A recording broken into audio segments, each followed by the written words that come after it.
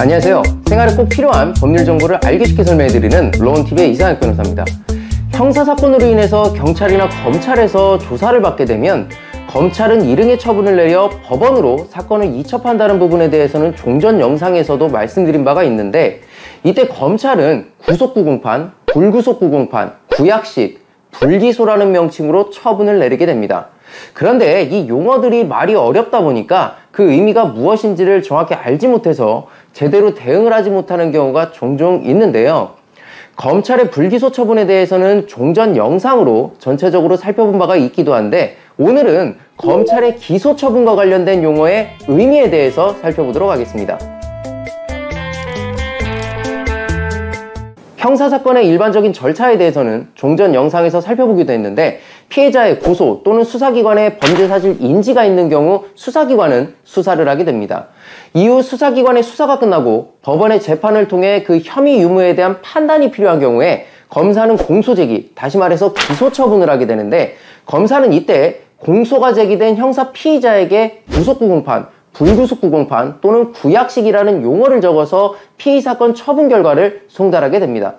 여기서 오늘 우리가 살펴보고자 하는 부분은 구속구공판, 불구속구공판 또는 구약식이라는 용어의 의미인데요.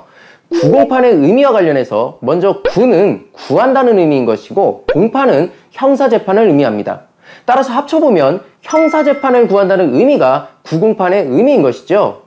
그리고 구공판의 글자 앞에는 우리가 많이 들어본 구속, 불구속이라는 단어가 붙어 있는데, 공소가 제기되는 피의자가 수사기관에 이미 구속되어 있는 경우에는 구속을, 수사기관에 구속되어 있지 않고 수사기관에 방문해서 조사를 받았던 경우에는 불구속이라는 단어를 붙이게 되는 거죠. 따라서 그 의미를 종합적으로 정리해보면, 구속 구공판은 이미 수사기관에 구속영장이 발부되어 구치소에 수감되어 있는 형사 피의자에 대해서 검사가 법원에 형사재판을 구한다는 의미이고, 불구속 구공판은 수사기관에 의해서 구속이 되어 있지 않은 형사 피의자에 대해서 검사가 법원에 형사재판을 구한다는 의미가 됩니다.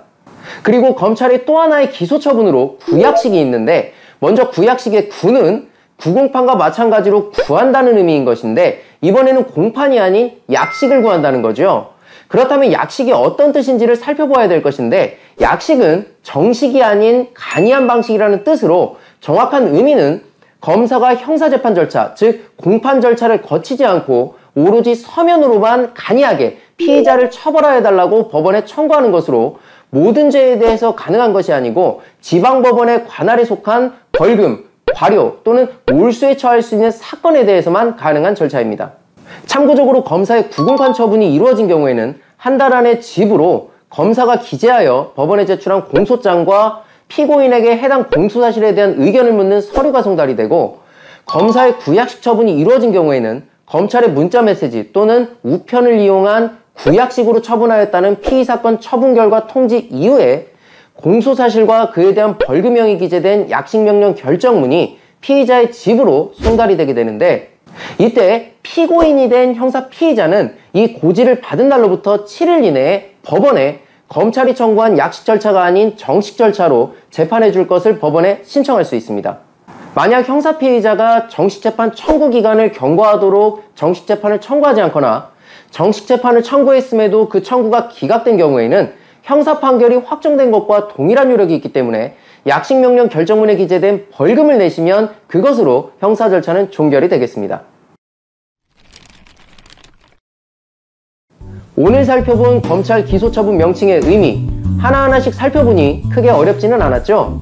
오늘 알게 되신 내용을 잘 알아두셨다가 혹시 수사기관에서 처분 통지서를 받게 되는 경우에 당황하지 말고 그 처분에 대해서 효과적인 절차로 대응하시기 바라겠습니다. 지금까지 로원TV의 이상혁 변호사였습니다.